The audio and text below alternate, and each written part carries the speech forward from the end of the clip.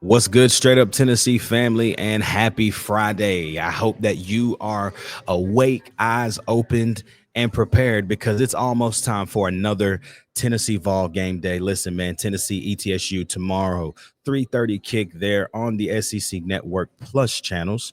Gonna be a good. It's gonna be a good kind of get right, get healthy type game. All the guys that were injured last week, what are we expecting from them? Are they going to play? Are they not? If it's me, don't play. Let's play whoever we need to play to win this game by 50 points like we going to do. And let's get up out of here, stay healthy, and let's get to UGA week because, guys, we are now only 8 days away from Tennessee and Georgia. Come on, man.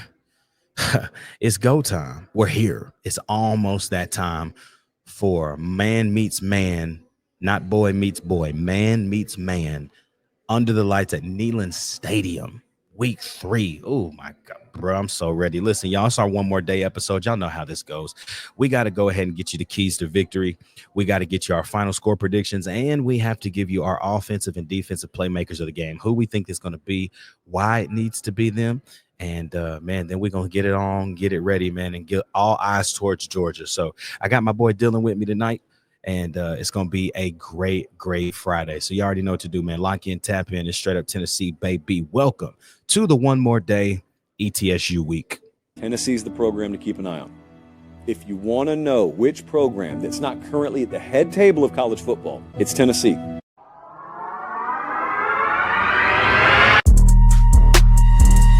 Now Meshack's got to go. A fire! Fire! Wins it! July Meshack wins it!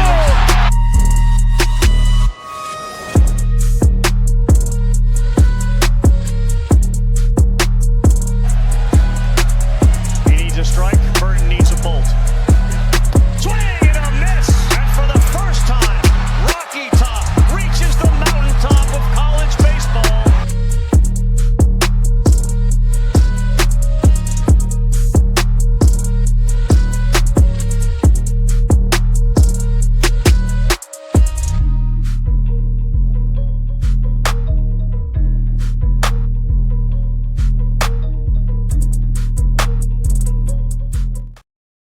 What's good, straight up Tennessee family? It's your boy Ruck in the building, man. Like I told you guys, I'm joined by that boy Dylan. Y'all know what to do. It's the top of the show. Like, comment, subscribe, and join the channel.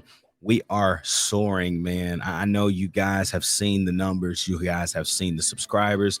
You guys have been tapping into every single show. Thank you guys so much for the support, man. We love doing this. It's a part of who we are. It's our DNA. I could wake up every day and talk Tennessee football, and all my guys could as well. And that's why we do straight up Tennessee, man. We do it for you because we are just like you.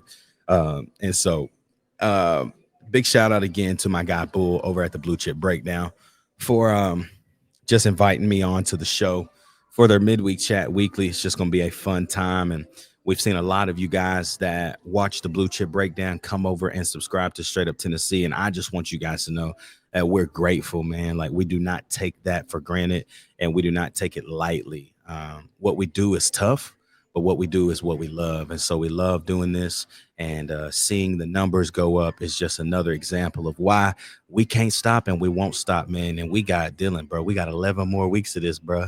Like, hopefully we got 14 more weeks of this, and we sitting here talking about a natty. You're like, that Right. would make everything worth it. But it's ETSU week, and so we're all kind of just like blah. But it's another opportunity, man. It's the first home game in Neyland in 2025. That's something to be excited about. Joey Aguilar's first start in Neyland. He's had scrimmages, but he's never seen 101 915 live in full effect. Because why did we sell out ETSU? Oh, that's right. Because we're insane people. Like, we're absolutely insane. And so obviously, man, one more day. It's almost Saturday, bro. Like, how you feeling on a Friday? Obviously, we know you're feeling good, but aside from the ETSU, you know, you're 8 days away from Georgia. How you feeling 8 days out? Yeah, I'm confident right now. I was looking at Georgia film earlier to yesterday, I guess now. But man, it's just so hard to get a tell on anybody this early in the season, especially when you're playing cupcakes. So I'm confident, but at the same time, like I've been burned too many times, so it's kind of that teeter totter So where I'm like, we're gonna beat them. No, we ain't. We're gonna beat them though. No, we ain't. It's I don't know how to feel about it. the only thing that I continue to say, bro, is like I love where we have them. I Yeah, love where we have them. You have them at home way too early in the season to even dictate who that team is and really to dictate who we are. And so I think it's still going to be kind of an ugly game maybe to start. Like yeah, I don't think it'll be super polished. I mean, just look at Georgia over their last 3 seasons up to game 5. They haven't been able to get it done. They've yeah. been close in games they shouldn't have been close in. 1 second. I had to sneeze and I got the mic to mute. Shout out, man. But they like they haven't been great. And so Mm-mm. all signs point to Tennessee being able to be successful, but we also know that we have to be a little realistic on the side of they're just extremely talented. They're extremely talented. They got 5-star after 5-star after 5-star everywhere over the field. Kirby Smart, Bull said this on Wednesday, man. He's like, I don't know if Kirby Smart is that great of a coach to have this much talent and only 2 natties in 10 years. Yeah, Right? Like, I yeah, kind of agree with him. yeah. And it's like, is it the talent that's just so good that has kind of carried you and coasted you to those? Or are you really X's and O's better than teams, but obviously not winning as many natties as you should with the best rosters in the country? Kind of is the telltale right there, man. Yeah. And I'll pump the brakes on the X's and O's part because if you look at some of their films, they run the most basic concepts. It's a lot, especially on defense. It's a lot of 3-3-5 minute, and then they play cover three and they play quarters or cover four out of that. It's the most you I guarantee you, you can go to a high school game tonight and you can watch any high school team run the same exact coverages that Georgia does. But Yep. they've got NFL guys running it. That's the only thing. We all know the memes of like the Philadelphia Eagles don't draft nothing but Georgia players. Well, who won the Super Bowl last year? So, There's a reason. yeah, There's a for reason. sure. So, um, I don't know what it is about the One More Day episode, Dylan. It just like we talk before the show and we talk before we get on and record, and I'm like, it's just ETSU. But then the show starts. I'm just excited because it's like, dude, we get to watch us play again, and Right. I think it's because football is the shortest season out of all the sports that we watch, Yep. right? Like think about it: basketball, NBA, 82 games plus a playoffs. Then you got college basketball. They playing, 30 regular season games. Like we don't get that, man. We get 12. You get 12, and then whatever happens after that is up to the team. And Right. it's why we kind of cherish these 4 to 5 months so much.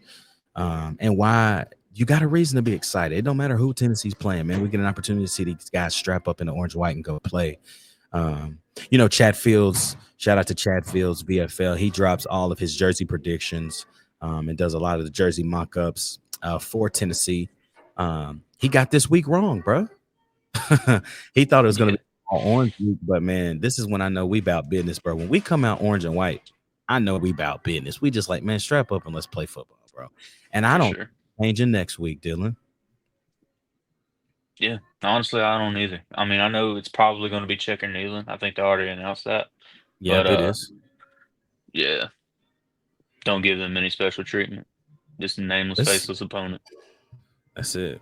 Yep, I throw in the orange and white. Yeah, that's all we Um, need. Yeah, let's kind of dive in a little bit, man. One More Day is an interesting show, 'cause especially when it's ETSU week. It's a little bit of a shorter show. Um, we typically dive into a lot of our keys to victory. We dive into our offensive and defensive playmakers of the game. So let's start there with offensive and defensive playmakers of the game, right? When we get into this segment, we're really going into who do we think has to be that guy for Tennessee? Not to win, but like you want to see some positive things out of this specific guy. I want to toss it to you first. Defensively, first, who's a guy this week that you're like, I got to see a lot of this guy do X, Y, and Z because he's going to be needed. Yeah, for me, that's Ty Redmond. I mean, we know that the guy's a freshman and that he got some clock against Syracuse and he looked good. But we've I also think had he played corners. 27 snaps, 27 snaps. Yeah, yeah, it's around that. But he played clean. He played good. But we've also had corners in the past have fluke games. Anybody remember Brandon Turnage? That man would play out of his mind for one game and then be sorry the rest of the 11. But we just need him to keep doing what he's doing, really, because we're going to need him sooner rather than later, especially if Ricky's out long term, like we're thinking. But until we get Mod back, we're going to be counting on Ty Redmond. I think there's another piece to that too. I think the best part is that you've cross-trained a lot of those guys in the back end. The main guy being your senior and Jalen McMurray, right? Yep. So anytime a guy needs a breather, it's like slide J-Mac out there because now, Boo Carter, you somehow forced yourself back on the field quicker than probably we all thought. And Right. it's not a bad thing because, man, if Boo's locked in, he's one of the best players on the field at that time. It don't matter who we're playing. And yeah, I said it. It don't matter who we're playing. If he's on the field, he's one of the best players on the field. And so now, people are still freaking out about depth. And I'm like, y'all forgetting that this guy, J-Mac, was cornerback number 3 last year, moved in to play star due to Boo Carter's issues. Like, I wonder if Boo Carter never had these issues, dude, J-Mac would not even be playing star. Quite honestly, he wouldn't. So it's just nice that he knows both and that he can and he cannot.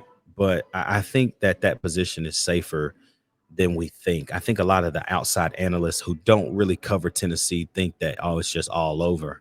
But what they don't know is that we've got it all over the field. And if we got to go play Sidney Walton, if we have to go play Trey Poteet or Dylan Lewis or whoever, like, I really feel like Tim Banks will play whoever he feels like he got to play for us to catch a W.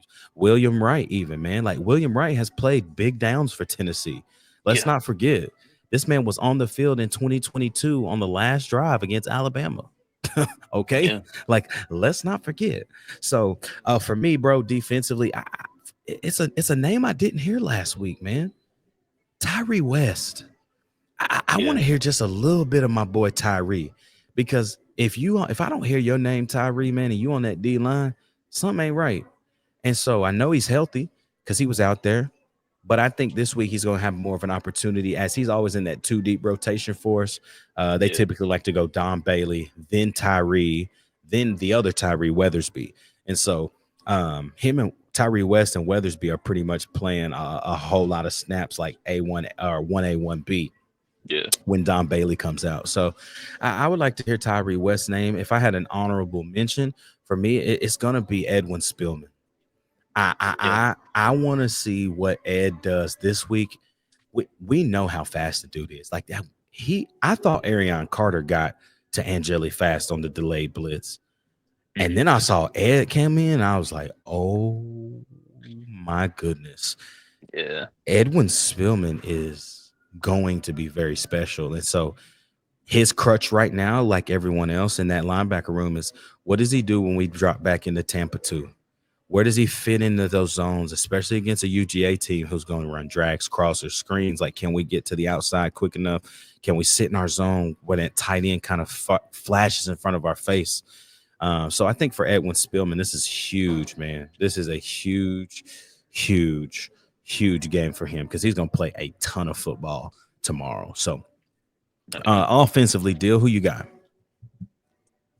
I feel like this is the cop out, but I got Joey because, I mean, he showed us a lot against Syracuse, and I feel like a lot of our confidence in him got boosted by a whole lot just out of that one game. But if he could just tighten up on very small, minuscule things, he can be that much better for us when we get into SEC play. I mean, there's just very small things. On a crosser over the middle, he hit Kitzelman, but it was a little bit behind him. Kitzelman had to slow down his route and catch the ball and get redirected, and that ended up costing us some yards. A couple of the overthrows, it's not really that big of a deal because we've kind of gotten used to watching quarterbacks overthrow receivers. But if he could just get those balls a little bit lower and get them more inside the catch radius of our receivers because we already know the issues that we've had catching the ball. But if he could just tighten up on those small things, then we're going to be golden. I think Joey came into the program at the right time. A lot of people are like, he was so late transfer. How is he going to speed up? I think it was the best thing for a guy like that because he's already smart. We can see it. He's smart as ever at the position. It's the first quarterback in 3 years that we've seen go through a freaking progression. Yeah. You got 3-4 routes and he's looking left, right, boom. And there's some where his first read was open that he didn't throw it and he got it to the second guy or he ran, like you see the breakdown from Brooks Austin, the film guy. He's amazing, man, just watching him break down film. And so you can see there were plays on Joey's first read was there if he just rips it early. But we're still not mad because the plays were positive. So it's just like, man, they're just cleaning up everything for him to make it easy. And so I'm excited for Joey. I think for me, man, it's receiver 4 and 5. It's Travis Smith and is Rodarius Jackson going to play a factor? Listening to the Swain event this morning with Ben and Swain, I just, we hear every year how we're going to play more receivers. Young guys don't got time to be young and all of this stuff. But we never get to a place where that genuinely happens. So we just need to see, dude, what Kelsey Pope, what Halsley, what Hyper is actually going to do about the young guys not being young, because we got to see the guys play. Right. These guys have to play football. That's all I know. Travis Smith, I need to see him play more than 4 snaps. I need to see Ra touch the field. He didn't even touch the field against Syracuse. So, and Swain and them said this, bro, like, was it an instance where they forgot about him? And I'm like, it very well could have been. Like, you get into the mix of a game, your ins and outs, and you're subbing, you're playing, and you sometimes forget, like, oh, shoot, I didn't play this guy enough. Or I didn't play this guy at all. Like, it happens in basketball all the time. And so it definitely can happen. Position group coaches have so much going on during the game as well. And so, like, that could have genuinely been a thing. And so I'm just hoping we kind of clean that up and we get an opportunity to see those young guys make some plays. And I mean, you're probably going to see Jake Merklinger. Yeah, we better. If we don't, that's going to be an issue. But yeah.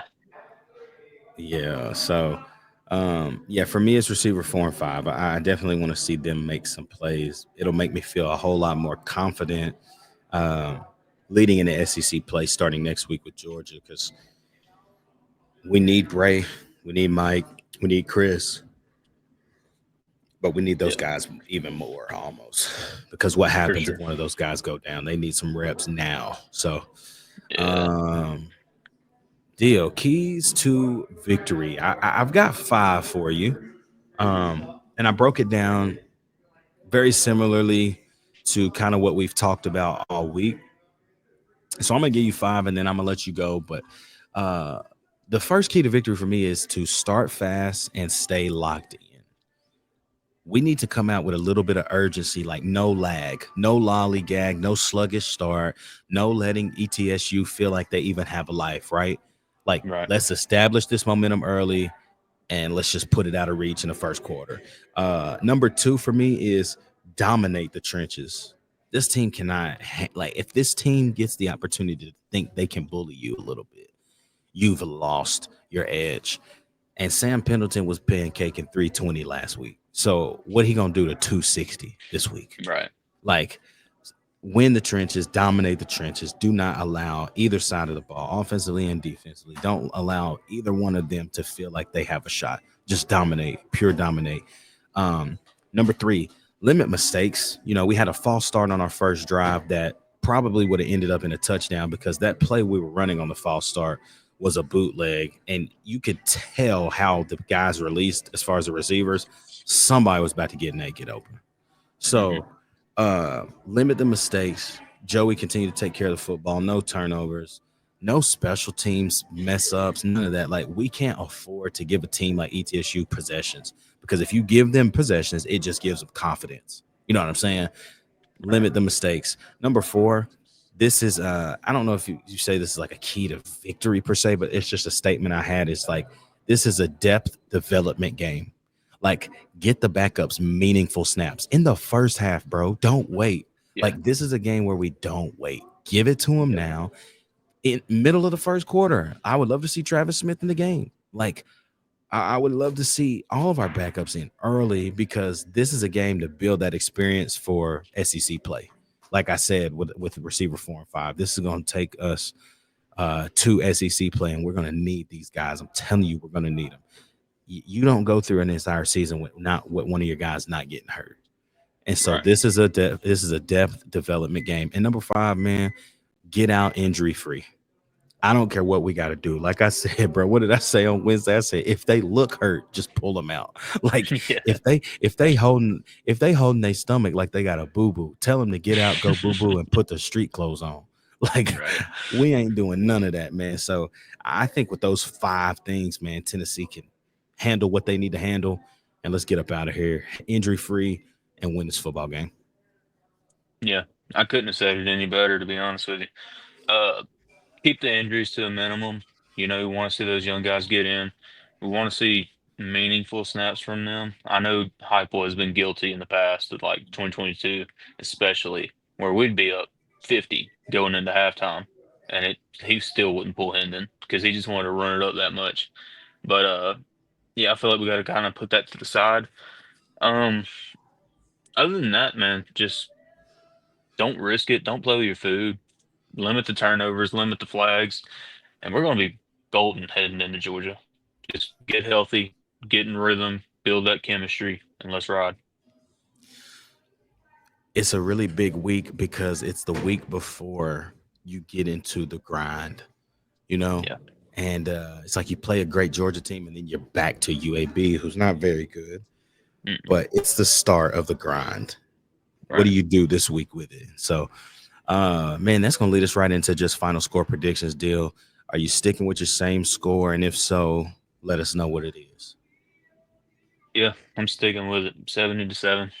I don't know if they're going to get a touchdown, to be honest with you, but it feels like that's the closest thing if I'm playing Price is Right. So I'm just going to stick with 70-7. It's going to be a war zone out there.